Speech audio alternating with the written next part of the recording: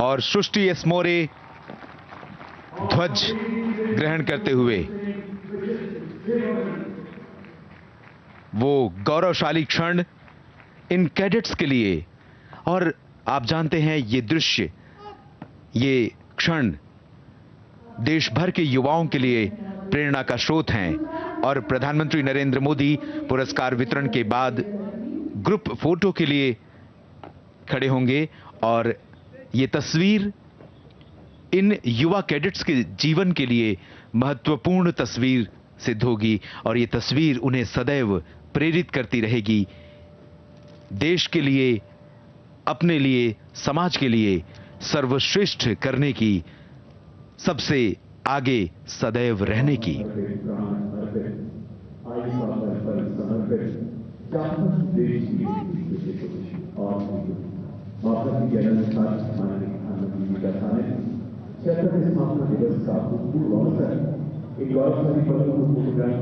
हर एक रंग से सजा आज का करियप्पा परेड ग्राउंड, जहां पर देश की विविधता, हर एक व्यक्ति के चेहरे पर मुस्कान और हाथों में शान से लहराता वो भारत का ध्वज, जिसके सम्मान में हर भारतीय का शीश स्वतः ही झुक जाता है, जो अपने आप में भारत के गौरव का इतिहास समेटे हुए है। और अब प्रधानमंत्री नरेंद्र मोदी का संबोधन होगा।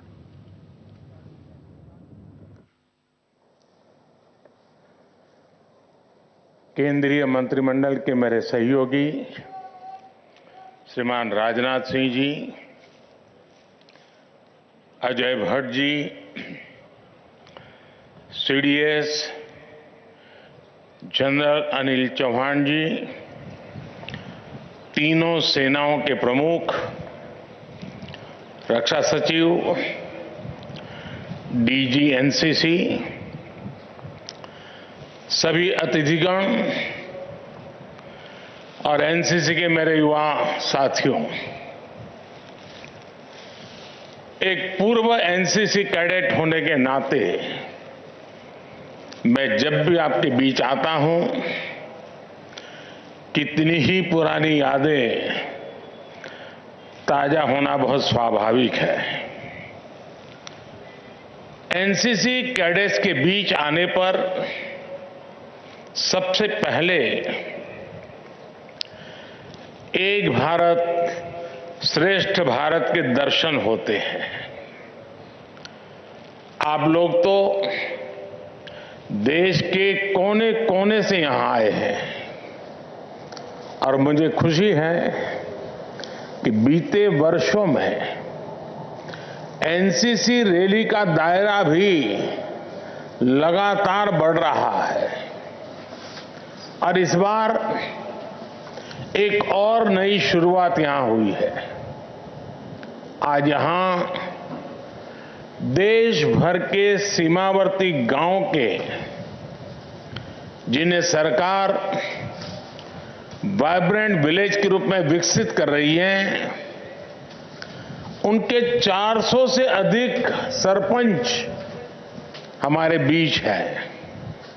इसके अलावा देश भर के सेल्फ हेल्प ग्रुप्स के प्रतिनिधि के रूप में 100 से ज्यादा बहनें भी उपस्थित है। मैं आप सभी का भी बहुत बहुत स्वागत करता हूं। साथियों, एनसीसी की ये rally one world, one family, one future की भावना को निरंतर मजबूत कर रही है। 2014 में इस रैली में 10 देशों के कैडेट्स ने हिस्सा लिया था। आज यहां 24 मित्र देशों के कैडेट्स मौजूद हैं। मैं आप सभी का और विशेषकर विदेशों से आए सभी यंग कैडेट्स का अभिनंदन करता हूं। मेरे युवा साथियों, इस वर्ष देश 75वां गणतंत्र दिवस मना रहा है। ये ऐतिहासिक पड़ाव देश की नारी शक्ति के लिए समर्पित रहा। हमने कल कर्तव्य पथ पर भी देखा कि इस बार का आयोजन विमेन पावर के लिए समर्पित रहा। हमने दुनिया को दिखाया कि भारत की बेटियां कितना बेहतरीन काम कर रही है। हमने दुनिया को दिखाया कि भारत की बेटियां किस प्रकार हर सेक्टर में नए आयाम गढ़ रही हैं। गणतंत्र दिवस की परेड में भी ये पहला अवसर था जब इतनी बड़ी संख्या में विमेन कंटिजेंट ने हिस्सा लिया। आप सभी ने शानदार परफॉर्म किया। आज यहां अनेक कैडेट्स को पुरस्कार भी मिले हैं।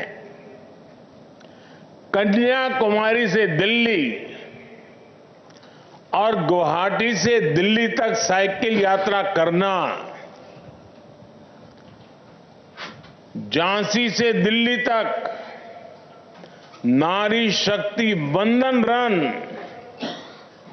6 दिन तक 470 किलोमीटर दौड़ना, यानी हर दिन 80 किलोमीटर दौड़ लगाना, यह आसान नहीं है।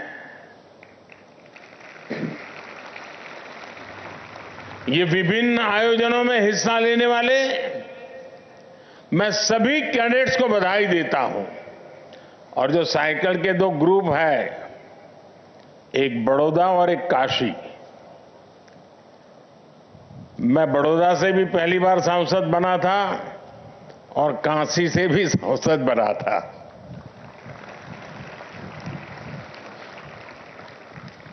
मेरे नौजवान साथियों, कभी बेटियों की भागीदारी सिर्फ सांस्कृतिक कार्यक्रमों तक सीमित रहती थी। आज दुनिया देख रही है कि भारत की बेटियां जल, थल, नभ और अंतरिक्ष में कैसे लोहा मनवा रही है। इसकी झांकी कल कर्तव्य पथ पर सबने देखी है। ये जो कुछ भी कल दुनिया ने देखा, यह अचानक नहीं हुआ है। ये बीते 10 वर्षों के सतत प्रयास का परिणाम है। भारत की परंपरा में हमेशा नारी को एक शक्ति के रूप में देखा गया है।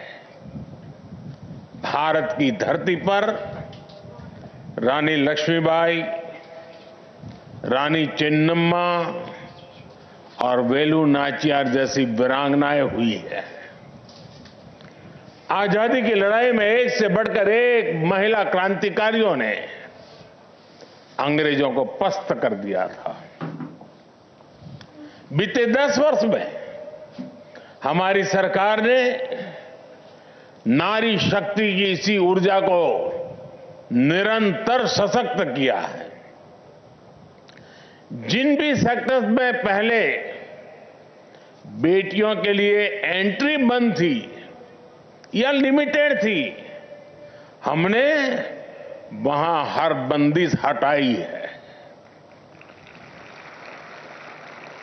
हमने तीनों सेनाओं के अग्रिम मोर्चों को बेटियों के लिए खोल दिया। आज सेनाओं में महिला अधिकारियों को परमानेंट कमीशन दिया जा रहा है। बेटियों के लिए तीनों सेनाओं में कमांड रोल्स और कॉम्बैट पोजीशन में रख के रास्ते खोले गए हैं। आज आप देखिए, अग्निवीर से लेकर फाइटर पायलट तक बेटियों की भागीदारी बहुत अधिक बढ़ रही है। पहले सैनिक स्कूलों में भी बेटियों को पढ़ाई की इजाजत नहीं थी। आज देश भर में अनेक सैनिक स्कूलों में बेटियां पढ़ रही है। केंद्रीय सुरक्षा बलों में तो 10 वर्षों में महिला कर्मियों की संख्या 2 गुनी से अधिक हो चुकी है। राज्य पुलिस फोर्स में भी ज्यादा विमेन फोर्स के लिए राज्यों को प्रोत्साहित किया जा रहा है। और साथियों, जब ऐसे प्रोफेशन में बेटियां जाती हैं तो इसका असर समाज की मानसिकता पर भी पड़ता है। इससे महिलाओं के खिलाफ अपराध कम करने में भी मदद मिलती है। युवा साथियों, समाज के दूसरे सेक्टर्स में भी बेटियों की भागीदारी निरंतर बढ़ रही है। गांव-गांव में बैंकिंग हो, इंश्योरेंस हो, इससे जुड़ी सर्विस डिलीवरी में भी बड़ी संख्या में हमारी बेटियां ही हैं। आज स्टार्टअप्स हो या सेल्फ हेल्प ग्रुप्स, हर क्षेत्र में बेटियां अपनी छाप छोड़ रही है। युवा साथियों, बेटों और बेटियों के टैलेंट को जब देश बराबरी का अवसर देता है तो उसका टैलेंट पूल बहुत बड़ा हो जाता है। यही तो विकसित भारत के निर्माण की सबसे बड़ी ताकत है। आज पूरी दुनिया की ताकत भारत के इस टैलेंट पूल पर। आज पूरी दुनिया भारत को विश्व मित्र के रूप में देख रही है। भारत के पासपोर्ट की ताकत बहुत अधिक बढ़ रही है। इसका सबसे अधिक फायदा आप जैसे युवा साथियों को हो रहा है, आपके कैरियर को हो रहा है। दुनिया के अनेक देश आज भारत के युवाओं की प्रतिभा को एक अवसर के रूप में देख रहे हैं। युवा साथियों, मैं अक्सर एक बात कहता हूं, ये जो अमृत काल है, यानी आने वाले 25 साल है, इसमें हम जो विकसित भारत बनाने वाले हैं, उसका लाभार्थी मोदी नहीं है। उसके सबसे बड़े लाभार्थी आप जैसे मेरे देश के युवा हैं। इसके लाभार्थी जो विद्यार्थी अभी स्कूल में है, कॉलेज में है, यूनिवर्सिटी में है, वे लोग हैं। विकसित भारत और भारत के युवाओं के कैरियर की ट्रेजेक्टरी एक साथ ऊपर की तरफ जाएगी। इसलिए आप सभी को भी मेहनत करने में एक पल भी गंवाना नहीं चाहिए। बीते 10 वर्षों में स्किल हो, रोजगार हो, स्वरोजगार हो, इसके लिए हर सेक्टर में बहुत बड़े पैमाने पर काम किया गया है। युवाओं के टैलेंट और युवाओं के कौशल का अधिक से अधिक उपयोग कैसे हो, इस पर बल दिया जा रहा है। नई सदी की नई चुनौतियों के लिए आपको तैयार करने के लिए ही नई राष्ट्रीय शिक्षा नीति बनाई गई है।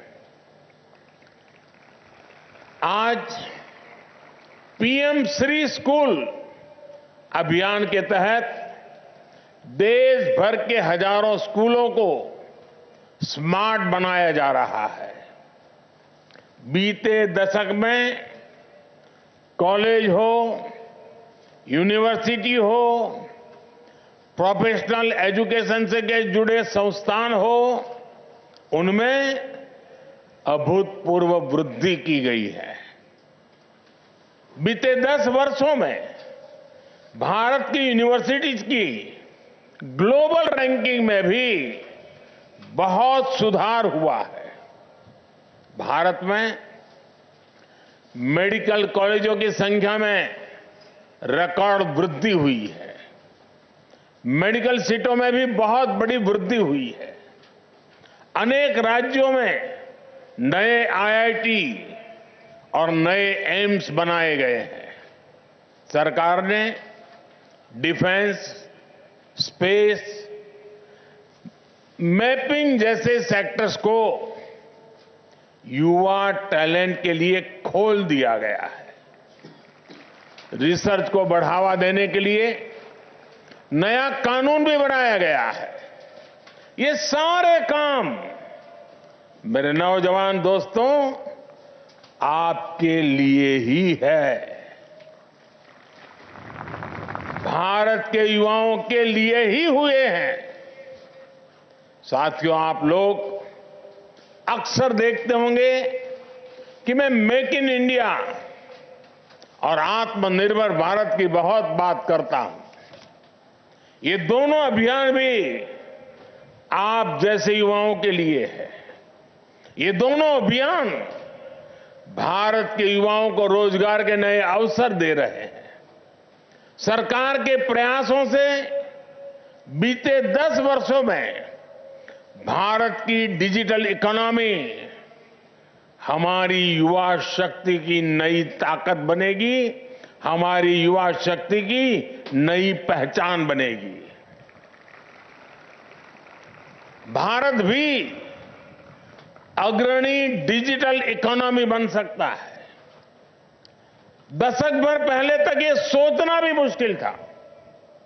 सामान्य बातचीत में स्टार्टअप्स का नाम ही नहीं आता था। आज भारत दुनिया का तीसरा बड़ा स्टार्टअप इकोसिस्टम है। आज बच्चा बच्चा स्टार्टअप की बात करता है, यूनिकॉर्न की बात करता है। आज भारत में 1.25 लाख से अधिक रजिस्टर्ड स्टार्टअप्स हैं और 100 से अधिक यूनिकॉर्न्स हैं। इनमें लाखों युवा क्वालिटी जॉब्स कर रहे हैं। इन स्टार्टअप में भी अधिकतर को डिजिटल इंडिया का सीधा लाभ मिल रहा है। दशक भर पहले जहां हम 2G, 3G के लिए ही संघर्ष कर रहे थे, आज गांव-गांव तक 5G पहुंचने लगा है। गांव-गांव तक ऑप्टिकल फाइबर पहुंचने लगा है।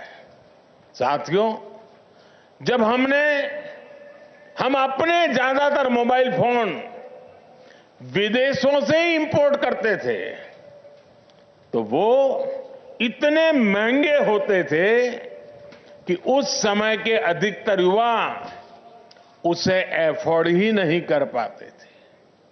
आज भारत दुनिया का दूसरा बड़ा मोबाइल फोन निर्माता और दूसरा बड़ा एक्सपोर्टर भी है। इससे आपका मोबाइल फोन सस्ता हुआ है। लेकिन आप भी जानते हैं कि फोन का महत्व बिना डेटा के कुछ नहीं है। हमने ऐसी नीतियां बनाई कि आज भारत दुनिया में सबसे सस्ता डेटा उपलब्ध कराने वाले देशों में से एक है। साथियों, आज जो देश में e commerce, e shopping, home delivery, online education, remote health care का कारोबार बढ़ रहा है, वो ऐसे ही नहीं हुआ है। बीते 10 वर्षों में भारत में आई इस डिजिटल क्रांति का सबसे अधिक लाभ युवा क्रिएटिविटी को हुआ है। आप देखिए, आज भारत में डिजिटल कंटेंट क्रिएशन का कितना विस्तार हुआ है। ये अपने आप में एक बहुत बड़ी इकोनॉमी बन चुकी है। बीते 10 वर्षों में गांव-गांव में 5 लाख से अधिक कॉमन सर्विस सेंटर बने हैं। इनमें लाखों नौजवान काम कर रहे हैं। ऐसे अनेक उदाहरण हैं जो बताते हैं कि डिजिटल इंडिया कैसे सुविधा और रोजगार दोनों को बल दे रहा है। मेरे युवा साथियों, सरकार वो होती है जो भविष्य की संभावनाओं को देखते हुए वर्तमान में नीतियां बनाए और निर्णय ले। सरकार वो होती है जो अपनी प्राथमिकताएं स्पष्ट रखें। एक समय था जब हमारे देश में बॉर्डर एरिया डेवलपमेंट को सबसे ज्यादा नजरअंदाज किया जाता था। पहले की सरकार कहती थी कि अगर बॉर्डर पर सड़कें बनाई तो दुश्मन को आसानी होगी। बॉर्डर के किनारे बसे गांवों को तब आखिरी गांव कहा जाता था। हमारी सरकार ने ये सोच बदल दी। जो पहले की सरकार की नजरों में आखिरी गांव थे, हमारी सरकार ने उन्हें प्रथम गांव माना। आज इन गांवों के विकास के लिए ही वाइब्रेंट विलेज योजना चलाई जा रही है। इन गांवों के अनेकों सरपंच आज इस कार्यक्रम में भी उपस्थित है। आज वो आपको देख रहे हैं, आपकी ऊर्जा को देख रहे हैं, खुश है। कल को बॉर्डर किनारे के यही गांव टूरिज्म के बहुत बड़े केंद्र बनने जा रहे हैं। मैं चाहूंगा कि आप भी वाइब्रेंट विलेज के बारे में ज्यादा से ज्यादा जानें। मेरे युवा साथियों, विकसित भारत आपके सपनों को पूरा करने वाला होगा। इसलिए आज जब विकसित भारत के निर्माण के लिए रोडमैप बनाने का काम चल रहा है, तो उसमें आपकी भागीदारी बहुत बड़ी है। आप जैसे युवाओं के लिए ही सरकार ने मेरा युवा भारत यानी माय भारत संगठन भी बनाया है। ये 21वीं सदी के भारत के युवाओं का सबसे विराट संगठन बना है। सिर्फ 3 महीने में ही इसमें 1 करोड़ से ज्यादा युवा रजिस्टर कर चुके हैं। मैं आप जैसे सभी युवाओं को कहूंगा कि मेरा युवा भारत संगठन में खुद को जरूर रजिस्टर कराएं। आप MyGov पर जाकर विकसित भारत के निर्माण के लिए भी अपने सुझाव दे सकते हैं। आपके सपने आपकी भागीदारी से ही पूरे होंगे। आप ही विकसित भारत के शिल्पी हैं। मुझे आप पर पूरा भरोसा है, देश की युवा पीढ़ी पर पूरा भरोसा है। एक बार फिर आप सभी को इस शानदार आयोजन के लिए बहुत बहुत बधाई के लिए। आप उसके हकदार हैं। भविष्य के लिए मेरी आपको बहुत बहुत शुभकामनाएं हैं। मेरे साथ बोलिए, भारत माता की, भारत माता की, भारत माता की। बहुत बहुत धन्यवाद। हम आपके बहुमूल्य शब्दों के लिए अत्यंत आभारी थकेंगे। हैं। हम भारतवासी हैं, भारत को नए शिखर पर पहुंचा कर रहेंगे। प्रधानमंत्री नरेंद्र मोदी के हर पल में भारत का उत्कर्ष पलता है, भारत का विकास रहता है। और अब अमृतकाल की एनसीसी में एनसीसी का गान और उसके बाद राष्ट्रगान होगा।